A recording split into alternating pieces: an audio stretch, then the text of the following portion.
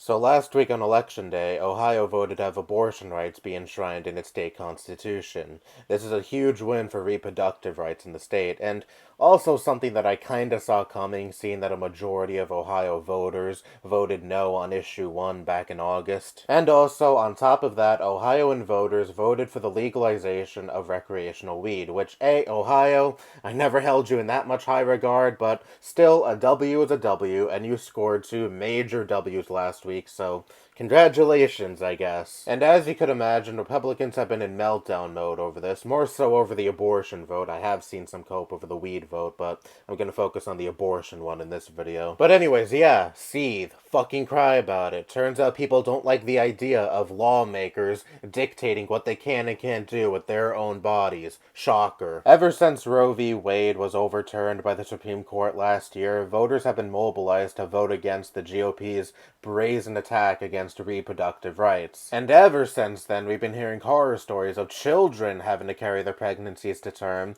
because they either live in a state where abortion is outright banned, or it's extremely difficult to retain an abortion. And how do these children who are forced to carry babies wind up pregnant? Molestation. Remember the story I talked about a few months ago, the girl in Mississippi who got raped? She was only 13 and was forced to carry her pregnancy to term. She is a mother in middle school. And remember the 10-year-old girl in Ohio who got raped and ended up pregnant? I think she did end up getting an abortion, but not in Ohio. I think she had to travel out of state to get one. You don't think voters hear horrible stories like this and then that motivates them to go out and vote against these lawmakers who don't give a fuck about shit like this happening? So anyway, for the last nearly 2 years, Matt Walsh has been the face of the crusade against supposed groomers on the left, so you'd think he would have a level-headed take on the abortion vote, right? No, of course not. He made a few posts on Twitter complaining about the vote, but this is the one that I want to focus on the most because it just exudes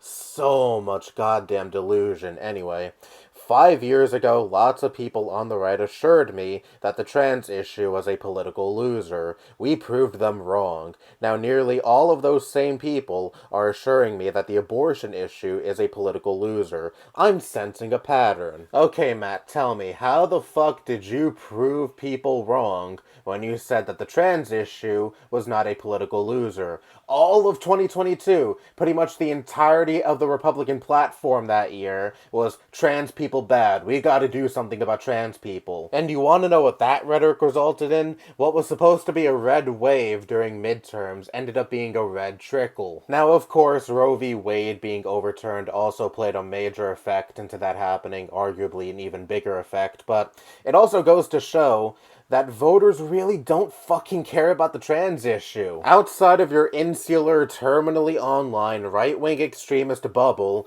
it is a complete non-issue. Because if this was an issue that resonated with your average voter, you would have seen a much better turnout in favor of the Republicans last year and last week. And this isn't even me arguing that your average American voter is fully on board with trans rights. Perhaps a lot of voters in this country have at least some backwards views regarding trans people. But what is the fundamental difference between your average voter and Matt Walsh? Your average voter doesn't think about this shit nearly as much as Matt Walsh and his ilk do. I'm willing to bet that most people in this country, especially people who don't really pay much attention to online discourse, have never interacted with a trans person, will probably never interact with a trans person, and don't really care about trans people one way or the other. Trans people make up such a tiny percentage of this country's population. You really think your average voter who may be having trouble scraping by, struggling to put food on the table because of inflated prices, have trans people at the forefront of their minds? And you really think that the average voter who may be in the very situation that I described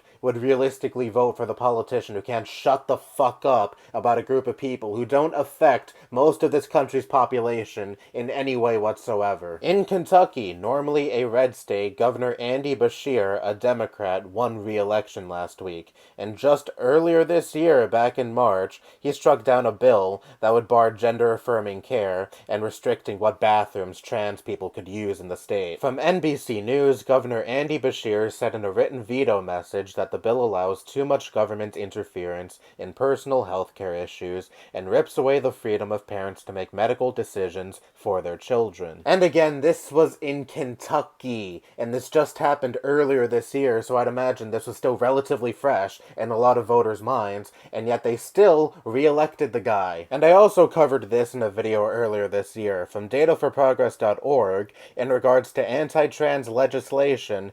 55% of Republicans agree with this statement. This is too much legislation. Politicians are playing political theater and using these bills as a wedge issue. This is not the slam dunk issue you think it is. Most people in this country just do not give a fuck, because most people in this country likely don't even know a trans person in their day-to-day lives. There are a lot more pressing issues going on in this country and in this world in general that are worth focusing your attention on.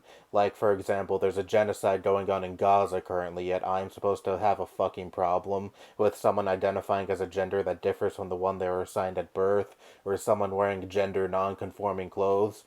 Yeah, okay. But yeah, anyways, Matt Walsh and people in Matt Walsh's camp have fun continuing to harp on about a non-issue that does not resonate with most voters in this country. And also keep harping on about how you want to take away reproductive rights, because both positions are totally winners, as these past two elections have proven. That's all I have to say. Bye-bye.